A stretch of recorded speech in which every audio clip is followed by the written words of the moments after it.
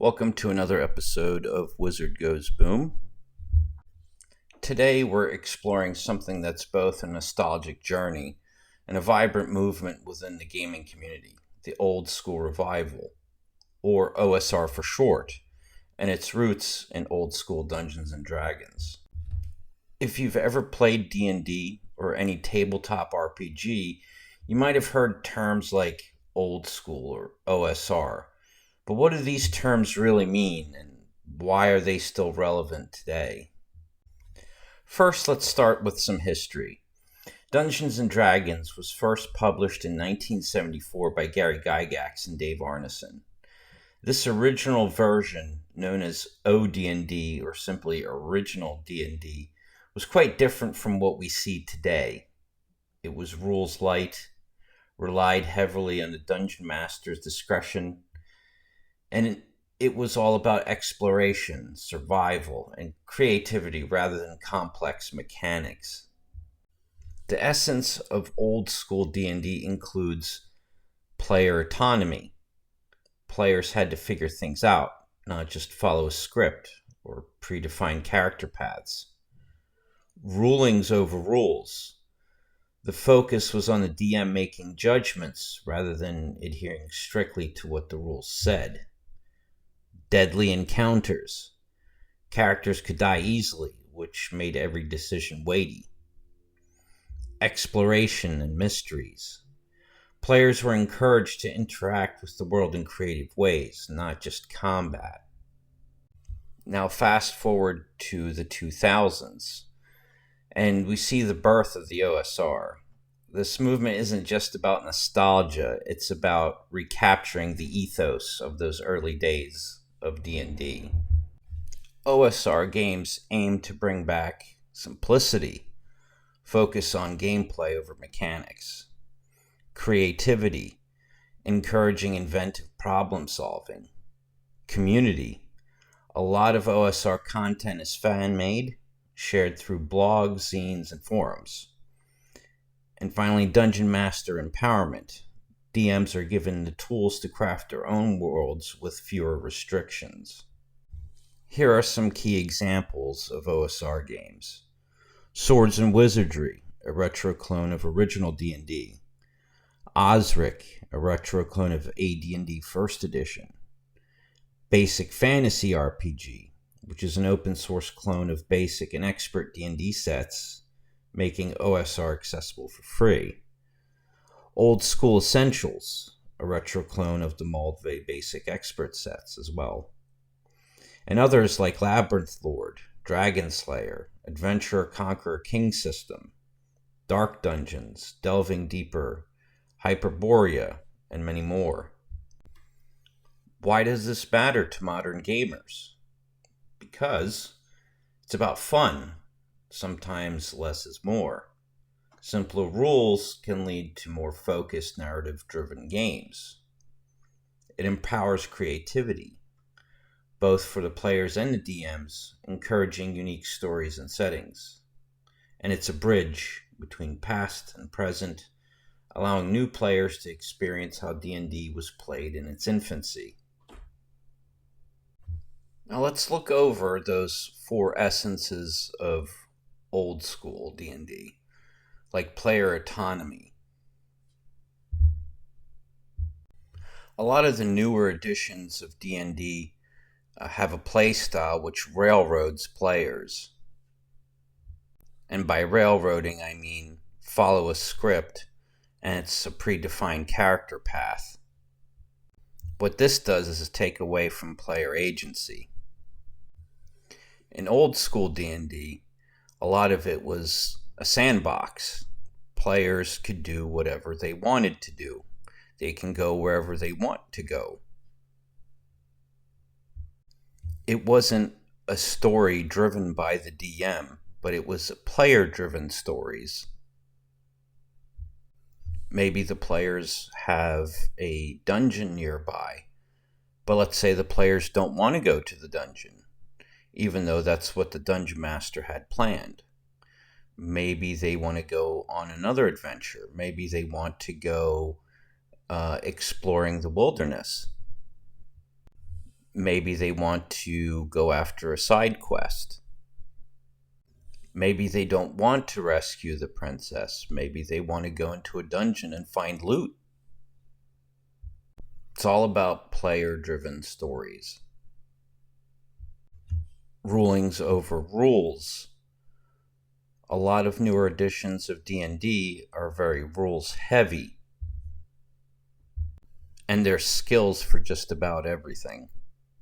An example of rulings over rules in old school would be, let's say the party thief wants to go and find traps in a room.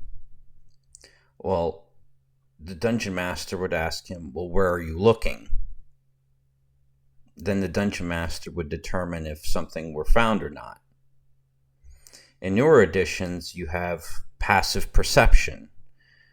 You have perception checks. You have investigation checks. And these skill checks are kind of like a cheat code that didn't exist in old school. So old school had more role-playing on what the character wanted to do. In fact, in old school, there wasn't much in terms of skills at all. A lot of it was role-playing dependent. Skills as such didn't really come about until the Oriental Adventures supplement by Gary Gygax in 1985 for the original Advanced Dungeons & Dragons game, first edition. DMs would let the character explain what they're doing, how they're going to do it, and then make a decision based on what the character says. Now on to deadly encounters. One of the things about old school is characters, especially at lower level, died often. The characters were heroic, not super heroic. Character mortality being what it was, it often forced the characters to find other ways to get to the treasure, to get around the monsters, to avoid the monsters. After all, combat was pretty deadly. Usually combat was only done when the players knew they had a pretty good chance of winning. Otherwise, they would avoid the fight or simply find a way around the fight. Let's talk about exploration and mysteries. In old school, players were rewarded for exploration. After all, they were given 1 experience point for every piece of gold they found. They didn't just gain experience from killing monsters. So of course this encouraged exploration. The worlds were sandboxed. They can go where they pleased and do what they pleased. The whole world was theirs to explore. And that kind of exploration itself was pretty fun, certainly compared to predefined plot lines and meta plots. And of course, players were encouraged to interact with the world in creative ways. It wasn't just all combat. A lot of it was role-playing. So what rule sets were covered by this OSR, this old school? Well, there's the 1974 OD&D, which went from 1974 to 1976, if you include the supplements. Then after that, there was the Holmes Basic, which described a little bit more about original Dungeons & Dragons. And it was also a platform for players to eventually move on to Advanced Dungeons & Dragons, which is another old school edition. After AD&D, there was Moldvay's Basic Expert Set. That's also considered old school. So usually the strictest interpretation of old school is from 1974 to 1984. And usually the products that were that were released by TSR at that time, within that time frame. But a more looser interpretation or a more common interpretation of what OSR is would include also BECMI D&D, Basic Expert Companion Masters and Immortal Sets, as well as the Rule Cyclopedia, and also including AD&D 2nd Edition, so encompassing all the products of while D&D was under the TSR banner prior to Wizards of the Coast acquiring Dungeons and Dragons.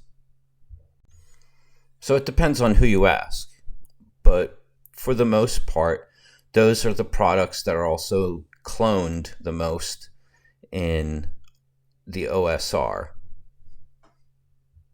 The most cloned are the original D&D, AD&D, and of course the BX, Basic Expert Sets by Tom Moldvay. If you're curious about where D&D came from or just looking for a different style of play, dive into the OSR.